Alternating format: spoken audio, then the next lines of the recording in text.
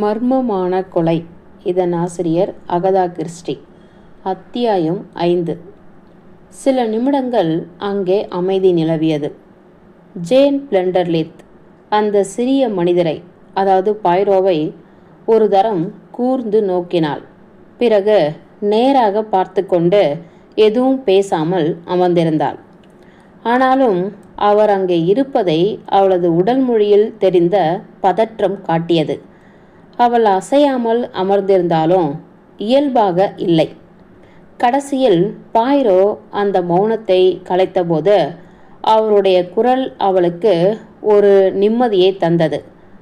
ஒரு சாதாரண குரலில் அவர் ஒரு கேள்வியை கேட்டார். நீங்கள் எப்பொழுது நெருப்பை மூட்டினீர்கள் மேடம்? நெருப்பா? அவளுடைய குரல் எதையோ பறிகொடுத்தது போல இருந்தது. ஹோ, இன்று காலை நான் வந்தவுடனேயே. மேலே செல்வதற்கு முன்பா அல்லது பின்பா? முன்பே. புரிகிறது. ஆமாம், இயல்பான ஒன்றுதான். அடுப்பு ஏற்கனவே தயார் நிலையில் இருந்ததா அல்லது நீங்கள் தான் அடுப்பு கறியை அடுக்கினீர்களா? தயாராகவே இருந்தது. நான் ஒரு தீக்குச்சியை மட்டும்தான் பற்ற வைக்க வேண்டியிருந்தது. அவளுடைய குரலில் லேசான எரிச்சல் தெரிந்தது. அவர் வெறும் வீண் பேச்சுக்காக இதை கேட்கிறார் என்று அவள் சந்தேகப்பட்டது தெளிவாக தெரிந்தது. ஒருவேளை அவர் அதைதான் செய்து கொண்டிருந்தாரோ என்னவோ. எப்படி இருந்தாலும் அவர் அமைதியான உரையாடல் தொனியிலேயே தொடர்ந்தாள். ஆனால் உங்கள் தோழி அவருடைய அறையில் எரிவாயு கணப்படுப்பு மட்டும்தான் இருந்ததை நான் கவனித்தேன். ஜேன் பிளண்டர்லித் இயந்திரத்தனமாக பதிலளித்தாள். எங்கள் வீட்டில் இருக்கும் ஒரே நிலக்கரி கணப்படுப்பு இதுதான். மற்றவை அனைத்தும் எரிவாயு கணப்படுப்புகள். சமையலுக்கும் எரிவாயுவையே பயன்படுத்துகிறீர்களா? இக்காலத்தில் எல்லோரும் அதைத்தான் செய்கிறார்கள் என்று நினைக்கிறேன். உண்மைதான். அது வேலையை மிகவும் மிச்சப்படுத்தும். அந்த சிறு உரையாடல் அத்துடன் நின்றது. ஜேன் பிளண்டர்லித் தன் காலணியால் தரையை தட்டினாள். பிறகு திடீரென்று கேட்டாள். அந்த மனிதர், சீஃப் இன்ஸ்பெக்டர் ஜேப், அவர் புத்திசாலி என்று கருதப்படுவாரா? அவர் மிகவும் நம்பகமானவர். ஆமாம், அவர் நல்ல மதிப்பை பெற்றவர். அவர் கடினமாகவும் விடாமுயற்சியுடனும் உழைப்பவர். அவரிடமிருந்து சின்ன விஷயங்கூட தப்பாது. எனக்கென்னவோ சந்தேகம்தான் என்று அந்த பெண் முணுமுணுத்தாள். பாய்ரோ அவளை கவனித்தார். நெருப்பின் வெளிச்சத்தில் அவருடைய கண்கள் பச்சை நிறத்தில் மின்னின. அவர் மெதுவாக கேட்டார். உங்கள் தோழியின் மரணம் உங்களுக்கு பேரு அதிர்ச்சியாக இருந்ததா? பயங்கரமான அதிர்ச்சியாக இருந்தது. அவள் சட்டென்று வெளிப்பட்ட நேர்மையுடன் பேசினாள். நீங்கள் இதை எதிர்பார்க்கவில்லை இல்லையா? நிச்சயமாக இல்லை. அதனால்தான் முதலில் இது சாத்தியமே இல்லை, இப்படி நடந்திருக்க வாய்ப்பே இல்லை என்று உங்களுக்கு தோன்றியதா? அவருடைய அமைதியான அனுதாபமான தொனி ஜேன் பிளண்டர்லித்தின் மனத்தடையை உடைத்தது போல் இருந்தது. அவள் ஆர்வமாகவும் இயல்பாகவும் எந்த தயக்கமுமின்றி பதிலளித்தாள்.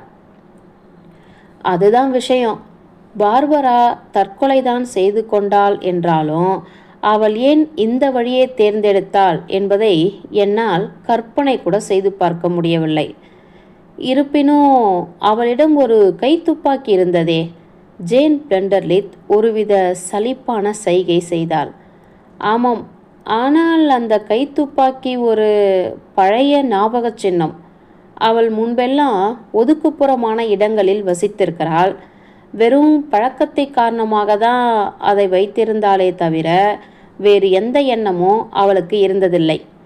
அதில் நான் உறுதியாக இருக்கிறேன். ஓஹோ, அது எப்படி உறுதியாக சொல்கிறீர்கள்? ஓ, அவள் சொன்ன சில விஷயங்கள் தான் காரணம். அவை என்ன? அவருடைய குரல் மிகவும் கனிவாகவும் நட்பாகவும் இருந்தது. அது அவளை நுட்பமாக பேச தூண்டியது. உதாரணத்துக்கு ஒரு முறை நாங்கள் தற்கொலை பற்றி பேசிக்கொண்டிருந்தோம். அப்பொழுது அவள் சொன்னாள், எரிவாயுவை திறந்துவிட்டு ஓட்டைகளை அடைத்துவிட்டு படுத்துக்கொள்வதுதான் மிகவும் எளிதான வழி என்று. அதற்கு நான் சொன்னேன், அங்கேயே படுத்துக்கொண்டு முடிவுக்காக காத்திருப்பது முடியாத காரியம் என்று. நான் துப்பாக்கியால் சுட்டுக்கொள்வதையே விரும்புவேன் என்றேன். அதற்கு அவள், இல்லை, தன்னால் ஒருபோதும் தன்னைத்தானே சுட்டுக்கொள்ள முடியாது என்று சொன்னாள். அது சரியாக நடக்காவிட்டால் என்ன செய்வது என்று பயமாக இருக்கும் என்றும், அந்த துப்பாக்கி சத்தமே தனக்கு பிடிக்காது என்றும் கூறினாள். புரிகிறது என்றார் பாய்ரோ. நீங்க சொல்வது போல் இது விசித்திரமாகத்தான் இருக்கிறது. ஏனென்றால் நீங்கள் இப்பொழுது சொன்னது போலவே அவளுடைய அறையில் ஒரு எரிவாயு கனப்படுப்பு இருந்ததே. ஜேன் பிளண்டர்லித் சற்று அதிர்ச்சியுடன் அவரை பார்த்தாள். ஆமாம், இருந்தது. என்னால் புரிந்து கொள்ள முடியவில்லை. அவள் ஏன் அந்த வழியை தேர்ந்தெடுக்கவில்லை என்பது எனக்கு புரியவே இல்லை. பாய்ரோ தலையசைத்தார். ஆமாம், அது விசித்திரமாகத்தான் தெரிகிறது. எப்படியோ இது இயல்பாக தெரியவில்லை. இந்த முழு விஷயமே இயல்பாகத்தான் தெரியவில்லை. அவள் தற்கொலை செய்து கொண்டாள் என்பதை என்னால் இன்னமும் நம்ப முடியவில்லை.